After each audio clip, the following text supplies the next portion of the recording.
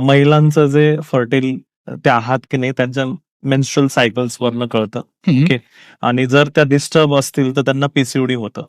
Similarly पुरुषांना काही असं काही पॅरामीटर्स आहेत का की जिथं कळू शकतं की are they doing good or not? असं पॅरामीटर नाहीये काही का पुरुषाची फर्टिलिटी चेक करायला. म्हणजे जेव्हा couple as a fertility specialist कडे येतं, आयव्हीएफ स्पेशलिस्ट कडे येतं, तर पुरुषाची एकच टेस्ट करावी लागते, ती म्हणजे सेमेन अनालिसिस. बरोबर. सो वीर्य तपासणी हाच एक पॅरामीटर असतो. आणि असं जसं आपल्याकडे आता सुरू झालंय की ब्लड ग्रुप चेक करायला लागले लग्नाच्या आधी, आणि काही मधल्या काळात तर जेव्हा HIV चं प्रमाण जास्त होतं ते त्या टेस्टही करत होत्या वाटतं मला, त्या टेस्ट करू लागले.